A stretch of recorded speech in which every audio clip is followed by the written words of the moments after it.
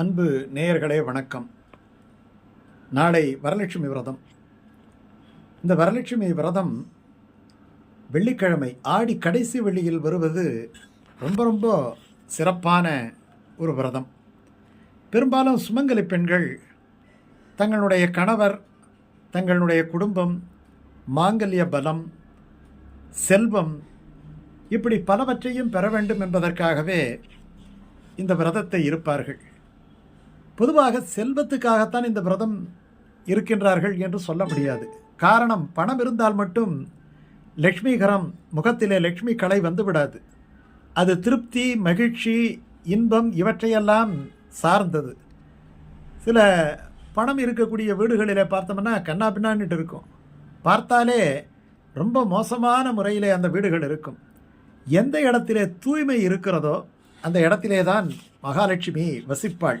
அவளே சொல்லுகின்றாள், எந்த இடத்திலே சகோதரத்துவம், எந்த இடத்திலே சண்டை போடாத ஒரு நிம்மதியான வாழ்க்கை, எந்த இடத்திலே பிறருக்கு கொடுக்கக்கூடிய குணம், எந்த இடத்திலே இனிமையான பேச்சு, எந்த இடத்திலே தூய்மை, எந்த இடத்திலே பக்தி, எந்த இடத்திலே பெரியோர்களிடம் மதிப்பு, இவைகளெல்லாம் எங்கே இருக்கிறதோ அங்கே நான் இருப்பேன் என்று மகாலட்சுமி ஒரு இடத்திலே சொன்னதாக ஒரு குறிப்பு இருக்கிறது. இதை பெரியவர்கள் சொல்லுவார்கள்.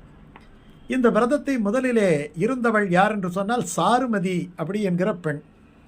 அந்த பெண் தன்னுடைய கணவனையும் பெற்றோர்களையும் நன்றாக காப்பாற்றினாள். ஒரு குடும்ப பெண் எப்படி இருக்கணும் அப்படி என்பதற்கு முன் உதாரணமாக திகழ்ந்தவள் அவள்.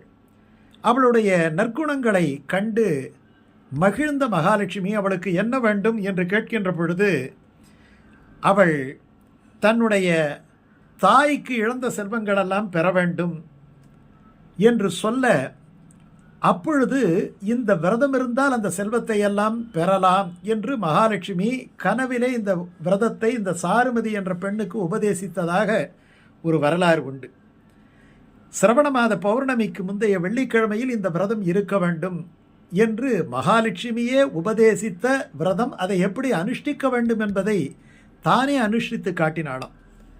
இந்த விரதத்தால் வணங்குகின்ற சாட்சாத் மகாலட்சுமி தேவி அவளே உபதேசம் செய்த விரதம் என்பதால் இந்த விரதத்துக்கு மிகுந்த மதிப்பு.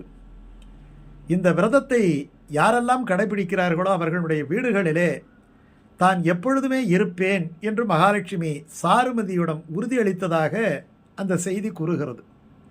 அதே மாதிரி சித்திரநேமி தேவர்களுடைய நீதிபதி, அந்த பெண் இந்த வரலட்சுமி விரதத்தை தவறாமல் அனுஷ்டித்து தனக்கு ஏற்பட்ட சாபத்திலிருந்து விமோசனம் பெற்றாள் அப்படின்ட்டு ஒரு புராண கதை இருக்குது. சரி, இந்த விரதத்தை எப்படி இருக்க வேண்டும்? மறுபடியும் சொல்கிற, ரொம்ப எளிமையான விரதம். வீட்டை தூய்மைப்படுத்த வேண்டும், பூஜைக்கான இடத்தை பசு சாணத்தால் மெழுக வேண்டும், காலையில் எழுந்து நீராடி பூஜை அறையில் விளக்கேற்ற வேண்டும். நாளை காலையில் விரதம் இருக்க வேண்டியவர்கள் எந்த நேரத்திலே விரதம் இருக்கலாம், ஏகாதசியோடு சேர்ந்து விரதம் இருக்கிறவர்கள் அடுத்த நாள் எப்படி இருக்கலாம் என்கிற நேரத்தை நீங்கள் திரையிலே பார்க்கலாம். காலையில் எழுந்து நீராடி பூஜை அறையிலே விளக்கேற்ற வேண்டும். ஒரு கலசம், அதிலே வாசனை திரவியங்கள் கலந்த நீர் அல்லது அரிசி, இதை நிரப்பி மாவிலையை சொருகி அதன் நடுவில் மஞ்சள் தடவிய தேங்காயை வைக்க வேண்டும்.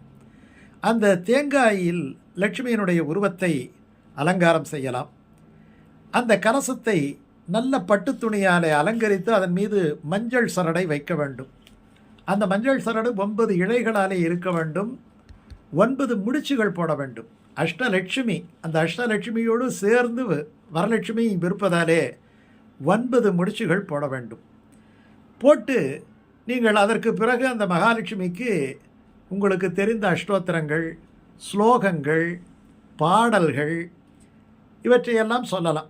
லக்ஷ்மி சகஸ்ரநாமம், ஸ்ரீ சுக்தம், லக்ஷ்மி அஷ்டோத்திரம் இவைகளையெல்லாம் நீங்கள் சொல்லலாம். சில பேர் லக்ஷ்மி ஸ்தோத்திரம் மட்டும் சொல்லுங்கள், ஸ்ரீ சுக்தம் என்பது வேத மந்திரம்ங்கிறதால அதை சொல்ல வேண்டாம் என்று சொல்வார்கள். அதை பெரியவர்களிடம் நீங்கள் கேட்டுக்கொள்ள வேண்டும். அப்படி இல்லாட்டி சாதாரணமாக அஷ்டோத்திர நாமாவளி இருக்குது, அந்த நாமாவளியை சொல்லலாம். தமிழிலேயே போற்றி மந்திரங்கள் இருக்குது, அந்த போற்றி மந்திரங்களை சொல்லலாம்.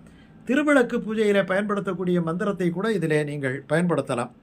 அதற்கு பிறகு நிவேதனங்களாக நீங்கள் இப்போ என்ன வந்து விரிவாக நீங்கள் என்ன சாப்பிடுவீர்களோ அதை வைக்கலாம். பொங்கல், பாயசம், வடை, கொழுக்கட்டை, தயிர், பசும்பால், நெய், தேன், அதிர்சம், இப்படி எதை வேண்டுமானாலும் வைக்கலாம். பழங்களிலே ரொம்ப முக்கியமாக மாதுளம் பழம் வைக்கணும். வில்வம் அல்லது துளசியினாலே நீங்கள் அர்ச்சனை பண்ணலாம். அப்படி அர்ச்சனை பண்ணி தூப தீபத்தை காட்டி நீங்கள் இந்த பூஜையை நிறைவு செய்யலாம். இதுக்கு இன்னொரு வழி இருக்குது. இதெல்லாம் ஒரு பெரிய பலகையில் வைத்து அந்த கலசத்தை வைத்து வீட்டுக்கு வெளியில இருந்து மகாலட்சுமியை வீட்டுக்குள்ளே அழைத்து வந்து பூஜை அறையில் வைத்து இந்த பூஜையை செய்து இந்த நிவேதனங்களை எல்லாம் படைத்து நீங்கள் சாப்பிட்டு விட்டு அதற்கு பிறகு மறுபடியும் தூபதீபம் காண்பித்து புனர் பூஜை செய்து மகாலட்சுமியை விடை கொடுப்பதாகவும் ஒரு வழிமுறை உண்டு. உங்களுக்கு எப்படி உங்கள் குடும்பத்தில் இதை செய்யணும்னு சொல்கிறாங்களோ அதன் பிரகாரம் சொல்லலாம். இந்த சரடு வந்து வீட்டில் ரொம்ப பெரியவங்க இருக்கிறாங்க இல்லையா, அவங்கள விட வயசில் குறைவான பெண்களுக்கு கட்டலாம். இந்த கலசத்தில் வைத்த மஞ்சள் சரடை விரதம் இருந்த சுமங்கலி பெண்கள் வலது கரத்தில் அணிய வேண்டும். திருமணமான பெண்களுக்கு பெரியவங்க இல்லாட்டி போனால் கணவனே அந்த சரட்டை அணிவிக்கலாம். திருமணம் ஆகாத பெண்கள் தாமே எடுத்து கூட அணிந்து கொள்ளலாம். அவர்களுக்கு விரைவில் ஒரு நல்ல வாழ்க்கை கிடைக்கும் என்பதுதான் இந்த விரதத்தினுடைய பலன். அப்பொழுது சொல்ல வேண்டிய அந்த ஸ்லோகம் இருக்குது இல்லையா, அந்த சரட்டை கட்டிக்கும் பொழுது அந்த 9 முடிச்சுக்கள் போட்ட அந்த நூல் சரடை கட்டி கொள்ளும் போது சொல்ல வேண்டிய ஒரு ஸ்லோகம் இருக்குது. நவதந்து சமாயுக்தம் நவக்ரந்தி சமன்விதம் பத்னியாம் தட்சிணே ஹஸ்தே தோரகம் ஹரிவல்லபே. இந்த மேலே ஸ்க்ரீனில் வருது பாருங்கள், அந்த ஸ்லோகத்தை சொல்லலாம். இந்த பூஜை முடிந்த பிறகு கலசத்தில் வைத்த அந்த மஞ்சள் சரட்டை எடுத்து இந்த சுமங்கலி பெண்கள் கட்ட வேண்டும்.